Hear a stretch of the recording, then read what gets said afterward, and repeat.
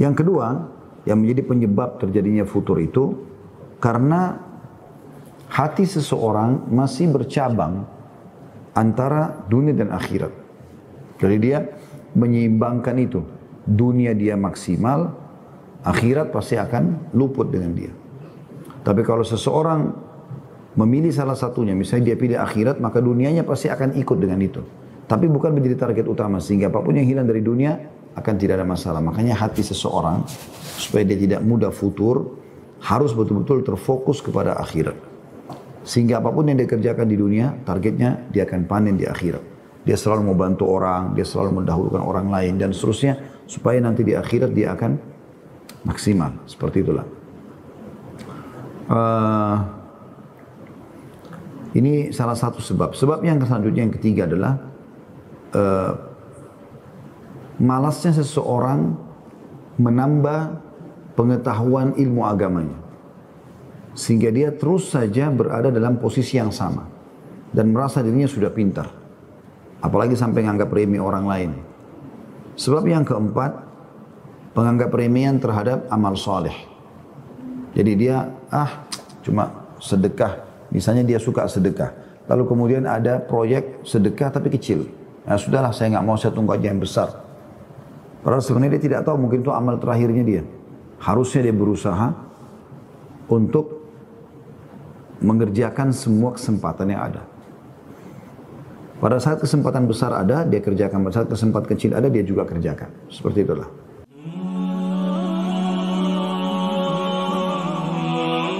Teman-teman sekalian, yang kedelapan ini adalah sesuatu yang mungkin dialami oleh semua atau hampir setiap orang, yaitu futur. Ya. Dan futur artinya dia menjauhi agama setelah awalnya beragama. Malam arti kata berkurang dari sisi keimanan. Penulis mengatakan futur ini mungkin terjadi, tetapi kalau futur itu terus menerus, dalam arti kata pada saat seseorang itu melemah imannya dan dia biarkan dia dalam kondisi lemah itu, maka di sini akan menghancurkan atau menghilangkan keimanan dari hatinya. Kata beliau, futur memiliki dua arti, yaitu pertama terhenti setelah melakukan terus-menerus dan berdiam setelah bergerak. Yang kedua, malas atau dalam kurung jemu atau menunda-nunda atau lamban setelah semangat dan bersungguh-sungguh. Dari sisi etimologinya. Ya, dari sisi etimologinya seperti itu kurang lebih maknanya. Kalau kita simpulkan yaitu orang yang tadinya bergerak terus tiba-tiba berhenti, ya, aktif kemudian berhenti, atau memang munculnya rasa malas dan menunda-nunda serta lamban setelah tadinya semangat mengerjakan secara bersungguh-sungguh. Dengan demikian futur itu terbagi menjadi dua, yaitu malas dan terhenti. Malas akan selalu menimpa manusia dan dalam kondisi manusia sudah pasti akan mengalami kemalasan. Akan tetapi hal itu tidak selalu menyertai orang yang beriman. Karena seorang mukmin tidak akan rela jika dirinya berdiam tanpa pekerjaan. Dan sesungguhnya Rasulullah SAW dalam doanya memohon perlindungan kepada Allah dari sikap malas atau sifat malas. Dan dalam doanya beliau bersabda, Allahumma inni a'udzubika minal ajzi wal kasal. Ya Allah, sungguhnya aku berlindung kepadamu dari semua sifat lemah, dari setiap sifat lemah dan juga malas. Sedang yang dimaksud dengan berhenti atau tidak aktif adalah terhentinya seseorang dari bekerja. Sikap futur atau rasa jenuh dan jemuh dan jenuh yang sewaktu-waktu menimpa diri seorang ahli ibadah, karena sungguhnya setiap pekerjaan pasti menimbulkan kejenuhan. Rasulullah SAW bersabda, inna likulli amrin syiratan wa likulli syiratin fatrah. Faman kanat syiratuhu ila sunnati faqad aflaha wa man kanat fatratuhu ila ghairi dhalik faqad halak. Sesungguhnya setiap pekerjaan itu memiliki masa semangat dan keseriusan. Ya, dalam setiap kegiatan, apakah itu aktivitas dunia ataupun ibadah. Dan setiap semangat dan keseriusan itu memiliki batas waktu. Maka barang siapa yang batas waktunya pada sunnahku, artinya pada saat terjadi futurnya, lagi turun keimanannya, turun semangatnya, dia tetap berada di sunnah Nabi SAW walaupun ibadahnya tidak semaksimal waktu dia lagi semangat-semangat, maka ia telah mendapatkan petunjuk. Dan barang siapa yang pada saat kejenuhannya datang, mengalihkan kepada selain itu, maka ia telah binasa. Hadis riwayat Ahmad dalam Musnad dan Ibnu Hibban juga dalam Sahihnya. Teman-teman sekalian, kita coba menyebutkan dulu tentang masalah futur ini yang merupakan sebab lemahnya iman, dan dia juga sendiri punya sebab-sebab. Yang pertama tentu apa yang disebutkan dalam hadis tadi. Memang ada titik klimaks di mana kita kalau mengerjakan sebuah aktivitas rutin, kalau itu aja terus monoton akan muncul kejenuhan. Maka ini bisa terjadi. Tetapi barang siapa yang pada saat dia lagi jenuh, misal dia sudah mengerjakan sholat malam 10 tahun, dia rutin aja mengerjakan itu, maka bisa saja pada satu waktu, satu hari dia malas, dia jenuh. Syaitan menggoda dia. Di saat itu justru sebenarnya dia harus mempertahankan walaupun dia tidak sehusyuk sebelumnya. Maka siapa yang berada di atas sunnah seperti itu, tetap dia mengerjakan, tidak meninggalkannya, maka secara otomatis dia pasti akan mendapatkan petunjuk. Ya. Karena nanti akan imannya akan naik lagi. Seperti itulah. Dan dalam sebuah pepatah bahasa Arab dikatakan di kulli syai'in idza ma tamma nuqsan. Setiap segala sesuatu itu mulai sempurna, maka pasti akan berkurang. Tapi dia bisa naik lagi, bahkan bisa lebih besar ya volume naiknya dibandingkan yang awal. Tapi ada masa di mana dia turun. Ada saatnya orang jenuh. Makanya kita butuh istirahat. Ada variasi kehidupan. Ada saatnya kita tidur, ada saatnya kita makan, ada saatnya kita ngobrol, ada saatnya kita ya beribadah dan seterusnya. Jadi orang juga akan jenuh kalau dia baca Quran dari pagi sampai 24 jam. Al-Quran aja, dia nggak mengejar yang lain. Tapi kan kalau dia variasikan dengan cara membaca zikir, dengan cara sholat duha, dengan cara silaturahim keluarga, dengan cara mendengarkan majelis ilmu, dengan cara jenguk orang sakit, dengan cara membantu orang-orang yang susah dan seterusnya. Variasi ini nanti akan mengobati kejenuhan yang pertama tadi, yang kita sebutkan atau sebab pertama, yaitu sampai pada tingkat ya di mana dia sudah sampai pada tingkat yang sangat tinggi, terus tiba-tiba akan turun. Tapi itu tidak akan drastis insya Allah selama dia berada di atas sunnah Nabi SAW. Tapi siapa yang biarkan pada saat dia lemas atau dia malas, dia turun, drop, maka sulit sekali untuk dia naik. Makanya Nabi SAW mengatakan kalau tidak di atas sunnahku, dia tidak pertahankan apa yang sedang dia kerjakan, maka akan hancur dan binasalah dia. Sebab yang kedua, tentu di sini yang sebab pertama ini teman-teman bisa kita obati ya dengan memvariasikan ibadah tadi saya bilang. Memvariasikan ibadah ya. Karena dengan memvariasikan ibadah, contoh misalnya doa iftitah. Kan cukup banyak yang dinukil dari Nabi SAW.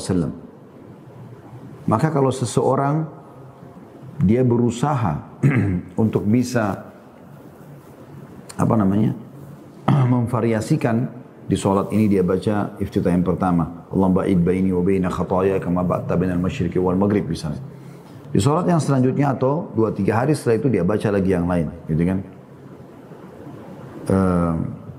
Dia baca iftitah yang lain, yang kedua, yang ketiga, yang keempat, banyak sekali. Subhanallah, alhamdulillah, subhanallah, alhamdulillah, wa la ilaha illallah, Allahu akbar, diulangi beberapa kali dan yang seterusnya, gitu kan? Juga ada ragam doa ruku. Hari ini mungkin dia baca atau pada saat ini dia baca Subhana Rabbil Azim. Mungkin setelahnya dia baca Subhana Rabbil Azim wa bihamdi. Mungkin setelahnya dia baca Subuhun Qudusun Rabbul Malaikati wa Ruh. Mungkin setelahnya dia baca Subhanadil Jabarut wal Malakut wal Kibriyai wal Azamah. Mungkin setelahnya dia baca Subhanakallahumma bihamdika Allahumma gfirli. Ini kan dia ragamkan. Ini akan menghilangkan kejenuhan atau minimal pada saat turun dia tidak akan drop biidznillah. Yang kedua, yang menjadi penyebab terjadinya futur itu karena hati seseorang masih bercabang antara dunia dan akhirat. Jadi dia menyeimbangkan itu. Dunia dia maksimal, akhirat pasti akan luput dengan dia. Tapi kalau seseorang memilih salah satunya, misalnya dia pilih akhirat, maka dunianya pasti akan ikut dengan itu. Tapi bukan menjadi target utama, sehingga apapun yang hilang dari dunia akan tidak ada masalah. Makanya hati seseorang, supaya dia tidak mudah futur, harus betul-betul terfokus kepada akhirat. Sehingga apapun yang dia kerjakan di dunia, targetnya dia akan panen di akhirat. Dia selalu mau bantu orang, dia selalu mendahulukan orang lain, dan seterusnya, supaya nanti di akhirat dia akan maksimal. Seperti itulah. Eh, ini salah satu sebab. Sebab yang selanjutnya yang ketiga adalah eh, malasnya seseorang menambah pengetahuan ilmu agamanya. Sehingga dia terus saja berada dalam posisi yang sama. Dan merasa dirinya sudah pintar. Apalagi sampai menganggap remeh orang lain. Sebab yang keempat, penganggap remehan terhadap amal soleh. Jadi dia, cuma sedekah. Misalnya dia suka sedekah. Lalu kemudian ada proyek sedekah tapi kecil. Nah sudahlah, saya nggak mau, saya tunggu aja yang besar. Padahal sebenarnya dia tidak tahu, mungkin itu amal terakhirnya dia.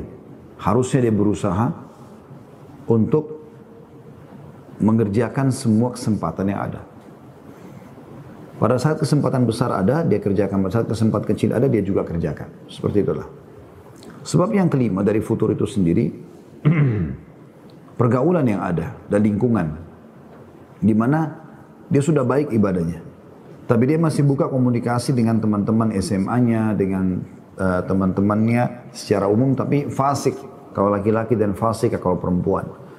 Sehingga akhirnya yang terjadi adalah lingkungan ini seperti atau keadaan teman-temannya ini akan bentrok dengan jiwanya dia. Ya. Setiap saat selalu berantem, gitu kan, berkecamuk dalam jiwanya. Maka bisa saja kalau dia kuat secara iman, ya, dia bisa pertahankan. Kalau tidak, maka dia imannya akan dikalahkan ya, oleh lingkungan yang ada. Oleh karena itu kita tidak boleh membuka pintu itu sama sekali. Allah mengatakan wa idza khatabahumul jahiluna qalu salama. Kalau mereka lagi bicara sama orang-orang bodoh, mereka mengatakan sudah terserah saja. Salama. Seperti itulah. Kemudian kata penulis, hati manusia selalu memiliki keadaan maju dan mundur. Ketika seseorang yang bersikap konsisten atau istiqamah mengalami malas atau jenuh, maka hal itu merupakan suatu yang alami dan biasa. Akan tetapi bahaya besar akan terjadi jika sifat malas dan jemu itu terus berkepanjangan. Apalagi sampai taraf meninggalkan ibadah-ibadah wajib dan sunnah. Dan banyak meninggalkan ketaatan-ketaatan kepada Allah subhanahu wa ta'ala. Dan kondisi seperti ini dapat menyebabkan kelemahan. Dan kadang futur itu sendiri atau jauh dari tingkat semangat ya, mengerjakan sebuah jenis ibadah kalau langsung kita masuk makna istilahnya atau terminologinya ya. Dan kadang futur itu meningkat sampai ke taraf tidak aktif sama sekali. Ada beberapa faktor yang akan menyebabkan seseorang terlanda sifat futur. Ini kata penulis ya. Kalau tadi yang saya sebutkan itu dari saya tentunya. Yang pertama, berlebihan atau ekstrim dalam beragama. Sikap ini merupakan suatu sikap tercela sebab agama adalah ringan dan mudah. Semakin seseorang mempersulit agamanya, maka akan dipersulit oleh agama. Agama ini kokoh dan kesederhanaan dalam menjalankan kehidupan beragama adalah perlu. Karena kita adalah umat pertengahan atau sederhana. Yaitu umat yang penuh rahmat. Barang siapa yang hendak mengetahui hal itu, maka hendaklah yang membaca sejarah hidup manusia terbaik, yaitu Nabi Muhammad SAW. Ya. Jadi kita tidak boleh ekstrim dalam arti kata sini, berlebihan. Ya. Misal dia tidak mau tidur, maunya hanya sholat aja semalam suntuk. Dia tidak mau buka puasa, lewat maghrib biar sampai besok nggak masalah.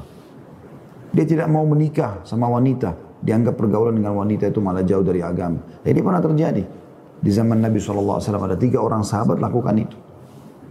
Mereka merasa semua ibadah yang Nabi SAW sampaikan sudah diamalkan. Sudah diamalkan. Maka apa yang terjadi? Mereka pun sepakat. Tiga-tiganya untuk mendatangi rumah Nabi SAW. Kebetulan Nabi SAW lagi tidak ada. Lalu mereka bertanya kepada Ummahatil Mu'minin. Mereka bertanya sambil mereka mengatakan, apa yang Nabi SAW kerjakan kalau di rumah? Maka kebetulan waktu itu Aisyah radhiyallahu anha yang ditanya, maka beliau mengatakan, sesungguhnya Nabi SAW kalau di rumah mengerjakan apa yang seseorang laki-laki di antara kalian kerjakan di rumahnya. Artinya dia bantu kadang-kadang istrinya, ya kadang-kadang dia menyelesaikan hajatnya sendiri, bahkan Nabi SAW pernah menjahit sendalnya sendiri yang putus. Maka mereka bertiga ini pulang, seakan-akan mereka berharap ada informasi yang lebih besar daripada itu. Mereka pun masuk masjid, lalu mereka semua tiga-tiga berikrar. Didengar oleh sahabat yang lain. Yang pertama mengatakan, saya mulai sekarang akan selalu sholat malam tidak mau tidur. Nanti tidurnya pagi-pagi ya, atau siang hari. Tidak mau tidur sama sekali malam. Yang kedua, mengatakan mulai sekarang saya akan berpuasa dan tidak mau buka puasa. Pokoknya kalau saya sebentar ini, seperti maghrib sebentar lagi tiba insya Allah, semoga Allah mudahkan. Maka dia tidak mau buka puasa, dia tunggu besok, tahan sampai 2 hari. Jadi yang lain yang orang tidak lakukan. Kemudian yang ketiga saya tidak mau nikah. Saya nggak mau nikahi wanita. Saya mau beribadah saya. Dianggap pernikahan itu bukan ibadah. Maka Nabi SAW mendengar hal tersebut, beliau naik atas mimbar, kemudian beliau SAW memuji Allah, membaca salawat untuk diri beliau SAW, lalu beliau mengatakan, telah sampai kepada saya berita begitu dan begitu. Ketahuilah aku orang yang paling bertakwa kepada Allah di antara kalian, dan aku tidur di malam hari juga aku sholat. Aku puasa dan aku buka puasa dan aku menikahi wanita. Man ragiba an sunnati falaysa minni. Siapa yang menolak sunnahku bukan dari golonganku. Artinya kita boleh di sini memaksakan diri untuk ibadah, tapi jangan sampai berlebihan sehingga tidak lagi memberikan hak tubuh misalnya, keluarga misalnya dan seterusnya. Kita juga sudah tahu kisah Abu Darda, sahabat Nabi yang mulia radhiyallahu anhu. Beliau pada saat Salman Al-Farsi datang ke rumahnya, kemudian Abu Darda lagi tidak ada. Salman Al-Farsi sepintas melihat Ummu Darda terlintas begitu, tidak ada. Enggak seperti orang yang merawat dirinya. Rumahnya pun begitu. Maka Salman mengatakan, ada apa wahai Ummu Darda? Lalu dia mengatakan, sesungguhnya saudaramu Abu Darda tidak butuh lagi sama aku. Setiap hari dia puasa, tidak pernah buka puasa, tidak pernah ada hari dia tidak puasa, dan kalau malam dia selalu sholat malam. Pokoknya masuk rumah, ngobrol aja sama istrinya sebentar, ya istrinya tidur, dia sholat dari malam sampai pagi. Dari habis Isya sampai subuh. Ya, semalam suntuk istrinya tidur sendiri. Pagi dia puasa. Puasa itu tidak boleh berhubungan biologis, batal puasanya. Terus begitu tiap hari. Maka Salman Al-Farsi mencari Abu Darda lalu mengatakan, saya mau nginap di rumahmu. Baiklah, silakan, kata Abu Darda. Nginaplah. Ya. Pada saat selesai makan malam bersama, Abu Darda selaku pemilik rumah coba untuk mengerjakan rutinitasnya, yaitu dengan dia keluar dari kamarnya ingin sholat. Salman radhiyallahu anhu majma'in menunggu depan pintu kamar, tepatnya di ruang tamunya, gitu kan. Mau apa kau ya Abu Darda? Kata dia, saya mau sholat. Kata dia, masuk dulu, berikan hak istrimu dulu. Maka masuklah Abu Darda di awal malam. Di 1/2 malam, ya kita mungkin jam 11-an malam itu, dia keluar lagi. Kata Salman, mau apa kamu? Dia bilang, saya mau sholat. Kata Salman, masuk berikan dulu hak istrimu. Maka dia masuk lagi. Yang ketiga, dia keluar di 1/3 malam, di waktu ketiga maksud saya. Maka dia keluar, Salman mengatakan, sekarang sholatlah sepuasmu. Sholatlah, habis sholat subuh, seperti biasa tentunya, Abu Darda niat puasa, dia sholat ke masjid bersama Abu Salman, ikut bersama Nabi SAW, lalu pulang ke rumah. Karena Salman tamu, maka Abu Darda menyuruh istrinya Abu Darda menyiapkan sarapan. Disiapkanlah sarapan tersebut. Kemudian Salman waktu dipersilakan makan Abu Darda bertanya, kenapa kau nggak makan? Dia bilang, saya lagi puasa. Kata Salman, saya tamu, wajib kau hormati. Sementara kau sedang puasa sunnah, batallah. Maka Abu Darda pun membatalkan puasanya. Setelah itu rupanya dia terganggu. Dia mengatakan, saya akan laporkan ini kepada Nabi SAW. Maksudnya kok bisa sholat malam saya berkurang waktunya, plus lagi saya harus batalkan puasa sunnah saya hanya karena hormati tamu.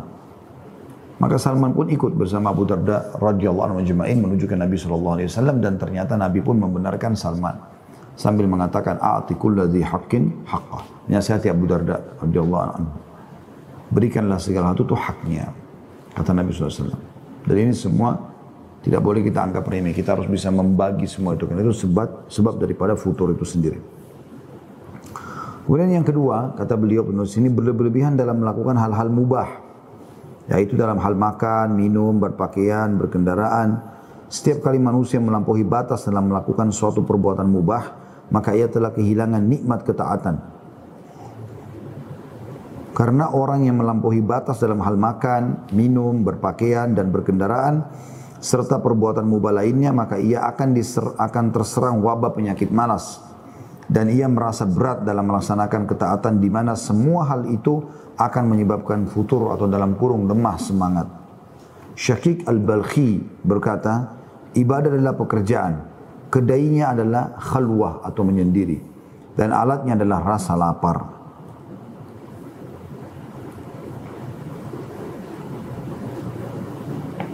Jadi ada orang-orang teman-teman sekalian, dalam hal mubah ini kita ambil contoh tidur misalnya, sangat berlebihan.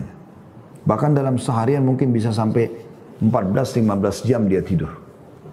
Malam hari 8 jam, pagi hari tidur, siang hari tidur gitu kan. Ini semua berlebih-lebihan dalam masalah tidur. Kita sudah tahu secara medis pun kesehatan mungkin normalnya adalah 8 jam. Jadi sepertiga dari waktu Anda dalam seharian. Harusnya begitu. Makan dan minum juga begitu. Walaupun mubah. Walaupun kita makan halal. Tapi jangan berlebihan. Ada orang dari kuliner ini ke kuliner itu. Dari makan ini ke makan itu. Dan ini sudah saya jelaskan juga pada saat kita membedah buku Risalah Puasa Nabi SAW. Kita temukan ternyata mereka